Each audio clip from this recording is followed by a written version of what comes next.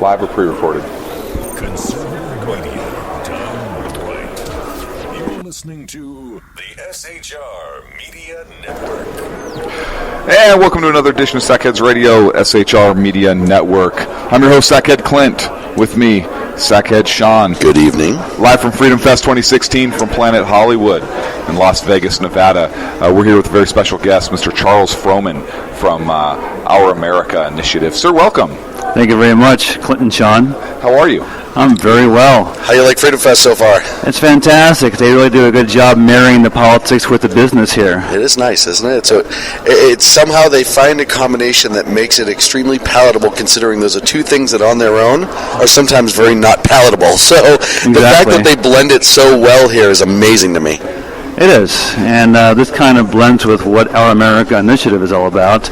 We were formed by current presidential candidate Governor Gary Johnson, although as a 501c4 we can't electioneer for him, and he has departed our organization. And now we are headed by your fellow Californian, Judge Jim Gray, a retired Superior Court judge from Orange County. And if we do have the libertarian change that whether Governor Johnson wants or what we want grassroots-wise, it would lead to a kind of a market that would combine that libertarian philosophy with the uber everything economics that you see at this convention. Yes. So how's that tying it all together? So far, so good, right? So tell us about your initiative. What exactly is it about? What do you hope to accomplish? What's your platform? So Our America Initiative, as a 501c4, is an issue advocacy organization. The big C4 for the libertarians of this crowd is probably Americans for Prosperity. They had the funding by the Koch brothers, and like them, we'll push economic change, but unlike them, we'll take more risks in the libertarian spectrum of issues. So we'll back the marijuana initiative in your state coming up, while we'll also probably work with AFP, Americans for Prosperity, to cut licensing for people that want to go into jobs. So we'll do the economic and the social. And that's kind of the advantage and niche that OAI, Our America Initiative, brings. And we can do the mainstream physical stuff, but we also want to do the social, personal liberty stuff too. And how do you accomplish that? Through lobbying and grassroots lawsuits. Our biggest issue is, you may have heard, the lawsuit to open the presidential debates. We have a lawsuit pending in the D.C. Circuit to stop the debate commission from excluding viable candidates, viable defined by being on enough state ballots to win. And if that criteria had been in place 4 years ago, you would have had not just Romney and Obama, but also you would have had Governor Gary Johnson and Dr. Jill Stein of the Greens. Yeah. And I think with half of new registrants for voting being independents, and with near majorities wanting more choices in the presidential election, I think people do deserve to have a broader array of choices on that debate stage, especially given the unpopularity of Trump and Clinton. Right.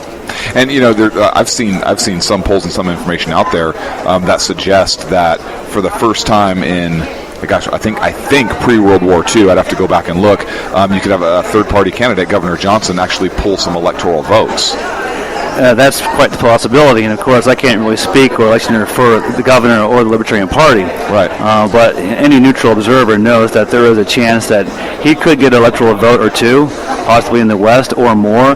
What really is going to determine that is whether he gets into the debates. And while we can't, advocate for our lawsuit just because it's going to get Governor Gary Johnson in the debates, the fact remains, if the Presidential Debate Commission did use objective criteria like viability for an invitation to the debate, that would benefit Governor Johnson and Jill Stein, and thus it would benefit the American people by giving them more choices. When do you expect a ruling in that case? Oh, we don't know. We have a problem right now. Judge Collier in the D.C. Circuit is sitting on the case. Romney did move to dismiss the case earlier this year, and our attorney, Bruce Fine, a writer in the conservative world about whom your audience may know, responded to the motion to dismiss, and now we hope to have oral arguments scheduled. When those might take place, we don't know, but it has to happen soon to have any impact on this year's election. So barring success in the lawsuit, the governor has to get that 15% polling to qualify for the debates. Are you afraid that there's going to be some sort of judicial advocacy where they're kind of activism rather, where it may get pushed off too long? Well, it's Because we have seen that before in certain situations where all of a sudden really important cases that are supposed to be pushed to the front based on timing and the severity of it have a tendency to get ticked off and, oh yeah, we'll get to that when we get to that. Exactly. She is an appointee of one of the two duopoly parties, the Republicans, and she has no real incentive to push this forward any faster than she has to. So who knows behind the scenes what kind of suggestions she's getting from friends that, hey, there's no need to rush this. So we hope that's not happening. We hope she does the right thing and schedules this in a timely fashion, because this is, Bruce Fein has called this the most important case he's ever been involved with, and he was there in Watergate.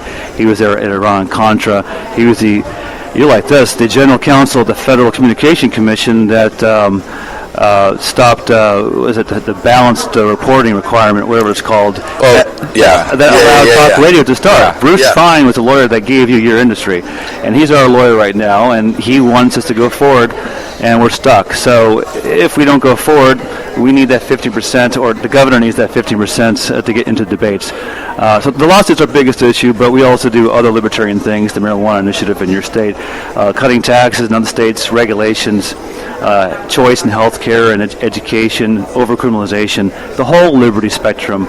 And the reason we do that, well, we do it by helping other groups with their projects, hoping to introduce their advocates to who we are as libertarians, thus broadening the base for liberty.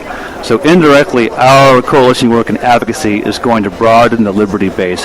Whether that helps Libertarian Republicans or helps Libertarian Party vote totals later on down the road, who knows? But right now, we're trying to build the biggest coalition you can imagine, and we have crossover appeal, which other 501c4s do not. They're stuck in the conservative niche. We have ACLU partnerships, normal partnerships. We have the widest spectrum possible for broad-based coalition work.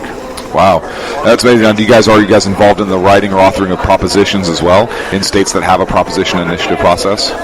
Indirectly, in California, Judge Jim Gray, being famous because years ago he was the highest-ranked judge in the history of the country to call for legalization of marijuana, which is also what made Gary Johnson so famous while governor of New Mexico. In the 90s, he said, forget this marijuana prohibition stuff, let's stop this.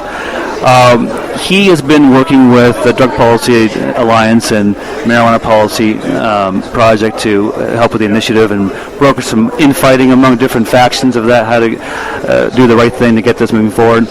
But apart from Judge Gray in California, we usually just go to groups and say, we want to help you provide grassroots lobby days, go to Sacramento and do a lobby day. And work with Normal or ACLU on the left and Tea Party and other groups on the right. And so we are the bridge-building big coalition and win-win dynamic. Yeah, it's amazing when you have the middle ground between those two groups, huh?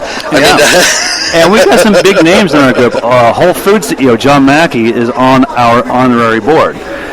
You don't see him on too many other advocacy groups. Right. We have 12 advisory councils with 100 of your biggest national names.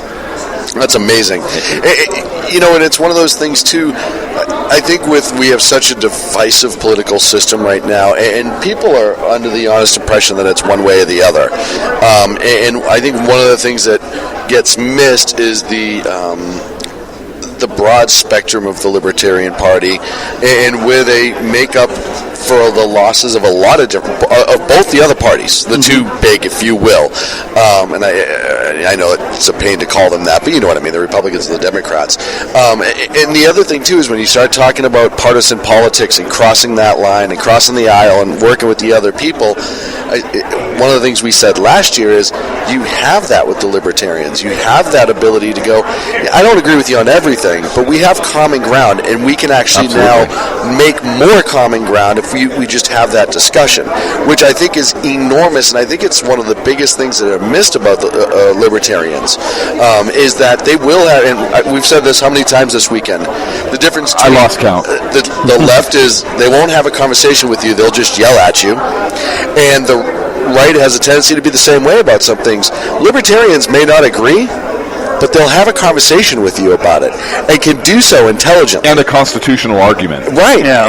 For those positions. And to me, that's pretty astounding. Well, Occupy Wall Street, who was there years ago, a bunch of progressives and Ron Paul people.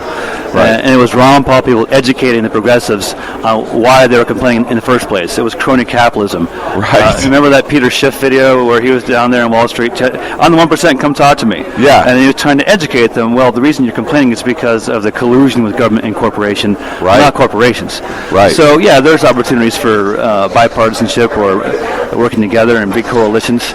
And libertarians do have that natural way to work with both parties. The libertarians certainly want Bernie supporters to cross over because Governor Johnson was the ACLU's top-ranked candidate 4 years ago. But for the grassroots part that I work with, we do have a lot of broad coalition opportunity, and I think this convention provides a lot of opportunity to meet those people. Yeah. So do you have in the grassroots coalition? Do you have folks going door to door, engaging in engaging the community in discussions on a face-to-face level? That is something that other groups have done, and whether we engage in that as well or just go along with like Americans for Prosperity, I think is pretty good at door knocking and community engagement. We do it indirectly through the lobby days. We try to get folks to come with us to the state capitals and engage with the politicians and the staffers on the broad array of libertarian issues. Excellent.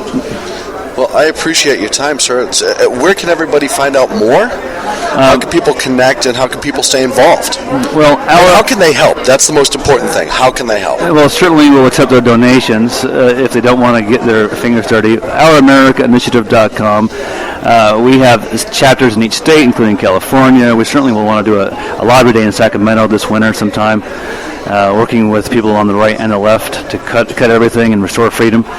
But get involved with the volunteering and the lobby days, and also contribute some, and definitely help the lawsuit to open the debates. Excellent, sir. Thank you very much for your time. And when you do come to Sacramento, please, you have our numbers and information. Oh, I'd love to. Encourage you to look us up. Sean, thank you very much. Absolutely. Thank you, sir. Sean? You're listening to the SHR Media Network.